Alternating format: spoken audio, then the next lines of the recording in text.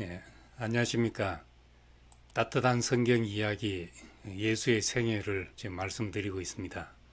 지난주 이어서 누가복음 4장 18, 19절을 다시 보겠습니다. 주의 성령이 내게 임하셨으니 이는 가난한 자에게 복음을 전하게 하시려고 내게 기름을 부으시고 나를 보내사 포로된 자에게 자유를 눈먼 자에게 다시 보게 함을 전파하며 눌린 자를 자유롭게 하고 주의 은혜의 해를 전파하게 하려 하심이라. 지난주는 예수님이 받으신 소명 중에서 포로된 자에게 자유를에 관해서 말씀드렸습니다. 오늘은 눈먼 자에게 다시 보게 함에 관해 말씀드리겠습니다. 눈먼 자를 다시 보게 하는 것은 예수님의 오신 목적 중 하나라고 말씀하고 있습니다. 눈은 사람의 가장 중요한 감각기관 중 하나입니다. 사람이 뇌에서 인식하는 정보의 80% 정도를 눈을 통해서 얻는다고 합니다. 그래서 보고 듣고 만지고 맛보는 것 중에서 보는 것이 가장 중요합니다. 성경에서도 눈은 몸의 등불이니 그러므로 네 눈이 성하면 온몸이 밝을 것이요 라고 했습니다. 넘어지고 부딪히는 일은 눈이 어둡고 캄캄해서 생기는 일입니다. 그래서 요한복음에서는 죄를 어두움의 현상으로 보았습니다. 잘못된 행위를 탓하기 전에 봐야 할 것을 못 보는 것이 더 근원적인 문제였다는 것을 지적하고 있습니다. 예수께서 가늠한 여자에게 나도 너를 정죄하지 않으니 가서 다시는 죄를 범하지 말라 하시고 이어서 나는 세상의 빛이니 나를 따르는 자는 어두움에 다니지 아니한다 했습니다. 어두워서 그랬구나. 캄캄해서 생긴 일이구나. 예수님은 이 죄를 지은 여자를 그렇게 이해한 것입니다. 마가복음 11장에는 소경 바디메오 이야기가 나옵니다.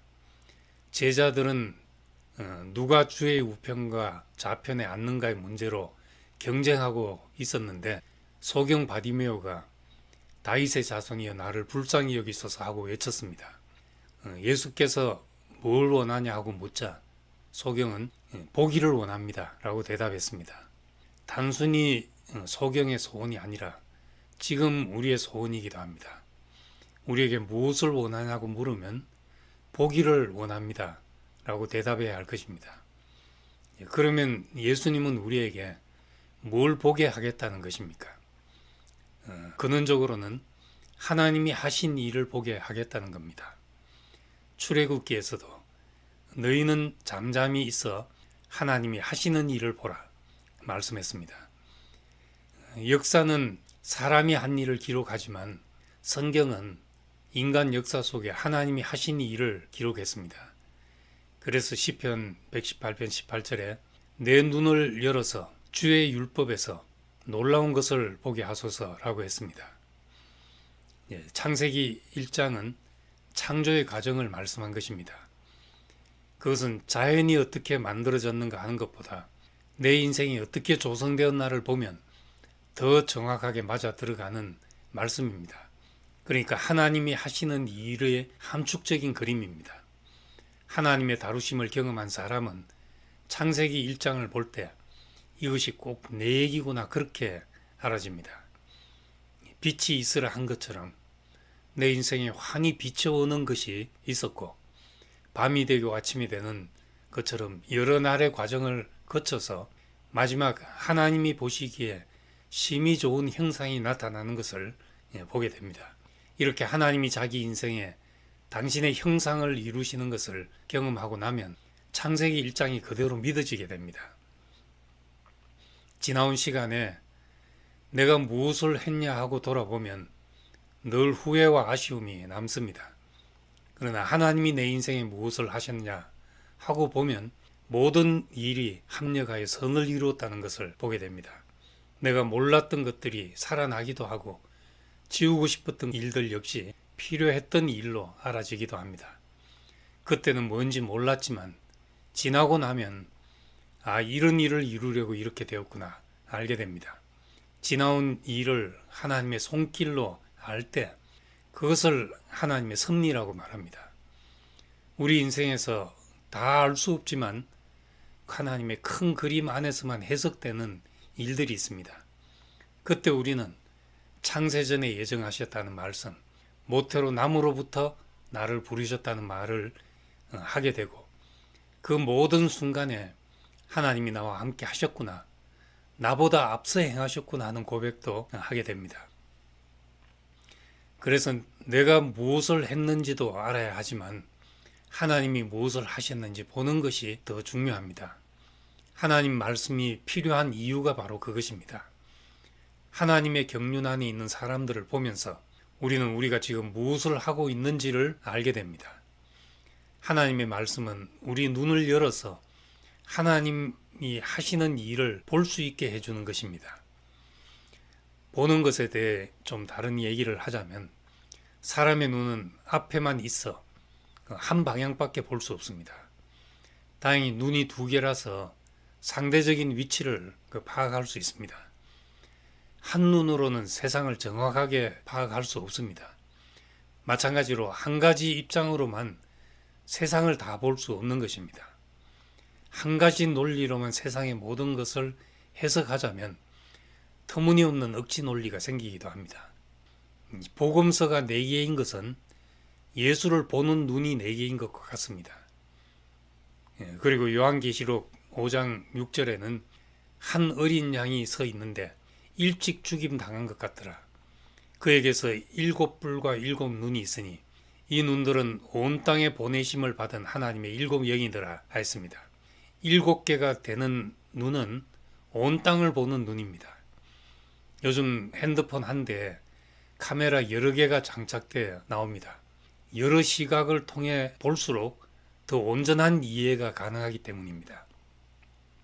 우리 자신을 바라볼 때도 내가 누구인지를 주관적으로 알아야 하지만 내가 다른 사람에게 어떤 의미인지도 알아야 합니다. 함께 술을 마실 친구가 없는 사람은 자기가 누구인지를 알 수 없다는 말이 있습니다. 성경의 표현으로 하자면 잠언 27장 19절에 물에 비치면 얼굴이 서로 같은 것 같이 사람의 마음도 서로 비치느니라 하는 말과 같습니다. 잠언을 쓸 당시에는 오늘과 같은 거울이 없는 때였으니까 물의 얼굴이 비치는 것으로 표현했습니다. 자기가 자기 얼굴을 볼 수 없듯이 나를 비추는 사람이 있어야 나를 알 수 있다는 말입니다. 사회도 마찬가지입니다. 한 사회에서 내부에 참여해야만 아는 그 사회의 속성이 있을 수 있습니다. 하지만 외부 관찰자의 시각 역시 그 사회를 건강하게 하는데 중요한 역할을 합니다. 이스라엘 사회를 지탱해온 두 기둥 같은 집단이 있었습니다. 하나는 제사장들이고 다른 하나는 선지자들입니다. 제사장은 하나님과 사람을 연결하며 그 사회의 정체성을 지키는데 중요한 역할을 했습니다.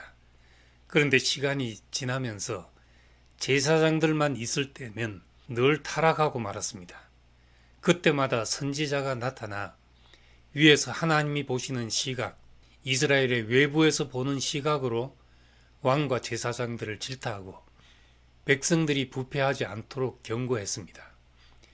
이스라엘과 선지자의 두 눈이 있었기 때문에 이스라엘 사회가 그나마 자정작용을 할 수 있었습니다.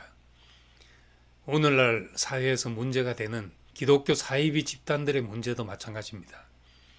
온 세상이 분노할 일들을 하면서도 그 안에서는 한 가지 시각밖에 없기 때문에 외부에서 바라보는 어떤 시선도 외면하고 차단해버립니다.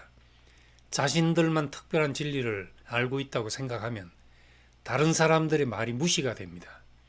그리고 다른 모든 생각들은 지식, 종교, 세상이라는 프레임을 씌워 폄하하게 되는데, 이것은 마치 경주마로 하여금 옆을 보지 못하도록 눈가리개로 옆을 가리는 것 같습니다. 외부의 모든 것을 차단하면 결국 스스로를 고칠 능력을 잃게 되고 고인 물이 썩듯이 부패가 일어나게 됩니다. 우리는 경주마가 아닙니다.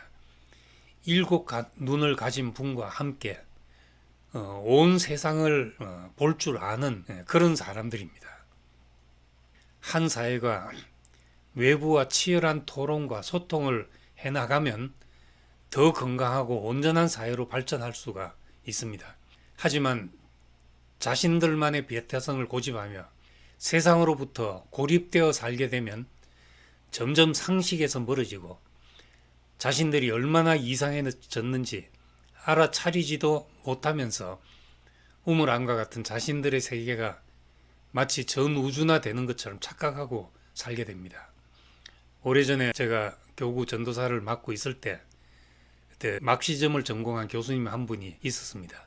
그분이 하시는 말씀이 20대 때 막시즘에 빠져보지 않은 사람은 가슴이 모자란 사람이고 40이 되어서도 막시즘에 빠져 있으면 머리가 모자란 사람이다 라고 하신 말씀이 기억납니다.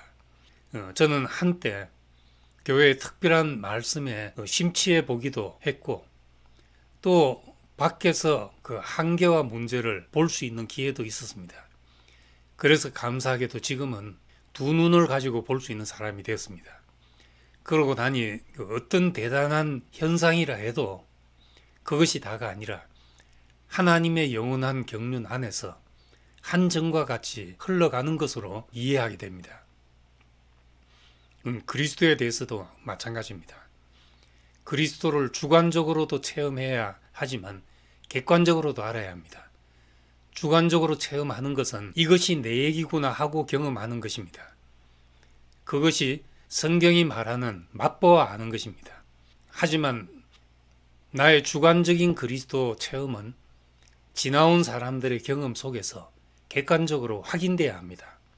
나 혼자 이해하고 경험한 것만으로는 한눈으로 보는 것처럼 온전하지가 않고 나와 같은 자리에 있었던 이전 사람들의 경험을 통해서 나의 경험이 확인될 때 두 눈을 통해 보는 온전한 이해를 갖게 되는 것입니다. 나는 이렇게 알고 있지만 성경에는 뭐라고 되어 있나? 다른 사람들은 어떻게 그리스도를 알았나? 보고 배우는 것입니다. 오늘은 하나님이 하시는 일을 보는 것과 두 눈을 떠서 건강한 토대 위에 서는 문제를 말씀드렸습니다. 우리에게 빛을 비추시고 말씀으로 우리 눈을 열어주셔서 하나님이 하신 일을 볼 수 있도록 하신 것을 감사드립니다. 감사합니다.